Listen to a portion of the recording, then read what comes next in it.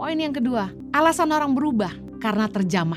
Berubah karena terjamah oleh Roh Kudus. Salah satu pekerjaan Roh Kudus dalam hidup kita adalah menyadarkan kita akan dosa. The one time your eyes were open and you realize you were wrong. Pernah gak saudara ngalami lahir baru? Waktu ketika Anda mengalami jamahan Tuhan pertama kali, Roh Kudus membuat kita sadar akan semua kesalahan kita, dosa-dosa kita, hal-hal yang tidak baik yang kita lakukan. Meskipun orang lain gak tahu, tapi hari itu dibukakan dan kita saat itu juga sadar akan dosa-dosa kita. Dan saat itu juga kita diberikan kelemah lembutan dalam hati kita untuk menerima Dia sebagai Tuhan dan Juru Selamat. Dan kita ingin berubah, kita sadar kita harus bertobat. Pernahkah Anda mengalami kelahiran baru? Saya masih ingat ketika pertama kali Roh Kudus jamah saya langsung ingat akan semua dosa-dosa saya. Nangis ke habis-habis. Dan saya mulai sadar bahwa saya harus berubah. 2 Korintus 3 ayat 16. Tetapi apabila hati seorang berbalik kepada Tuhan, maka selubung itu diambil daripadanya. Sebab Tuhan adalah roh, dan di mana ada roh Allah, di situ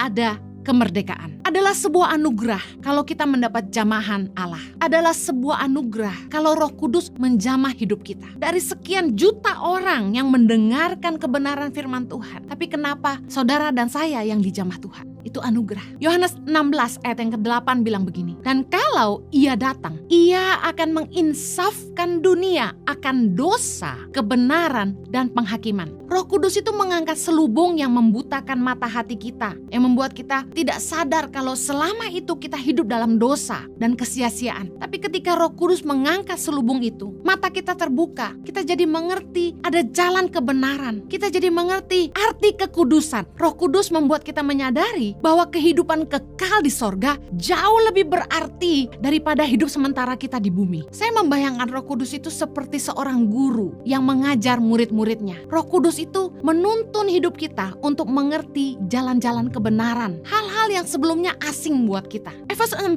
di dalam ayat yang ke-21 berkata begini, karena kamu telah mendengar tentang Dia dan menerima pengajaran di dalam Dia menurut kebenaran yang nyata dalam Yesus, yaitu bahwa kamu berhubung dengan kehidupan kamu yang dahulu harus menanggalkan manusia lama yang menemui kebinasaannya oleh nafsunya yang menyesatkan. Ayat 23, supaya kamu dibaharui di dalam roh dan pikiranmu. Ayat 24, dan mengenakan manusia baru yang telah diciptakan menurut kehendak Allah di dalam kebenaran dan kekudusan yang sesungguhnya. Dalam Alkitab bahasa Indonesia kurang jelas, saya ingin bacakan dalam New Living Translation, Ephesians 4, ayat yang ke-22 sampai dengan 24. Throw off your old sinful nature and your former way of life, which is corrupted by lust and deception. Ayat 23. Instead, let the Spirit renew your thoughts and attitudes. Put on your new nature, created to be like God, truly righteous and holy. Ternyata firman Tuhan dalam Efesus 4 ayat 23 dalam bahasa Inggris dijelaskan bahwa Roh Kudus yang memperbaharui cara berpikir dan tingkah laku kita. Jadi Roh Kudus ketika menjamah kita, Roh Kudus tidak hanya mengangkat selubung yang menutupi mata hati kita, tapi Roh Kudus juga memperbaharui cara berpikir kita. Roh Kudus memperbaharui akal budi kita, dan juga Roh Kudus memperbaharui attitudes kita, membuat kita mengerti apa yang harus kita lakukan dengan hidup kita. Merupakan pekerjaan Roh Kudus untuk menyadarkan kita akan semua dosa dan kesalahan kita, sehingga ketika kita terjamah oleh Roh Kudus, seketika itu hidup kita berubah.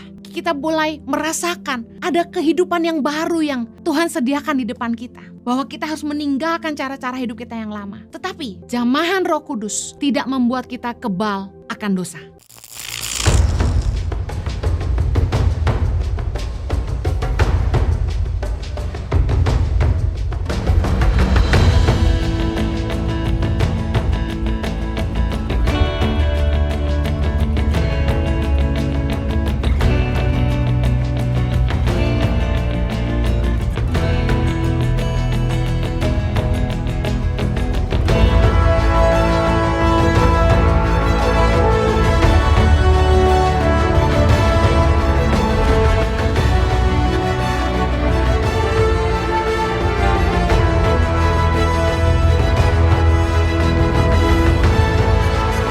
Cerita anak pedalaman dalam meraih mimpi dan mengejar cita-cita bersama Tangan Pengharapan.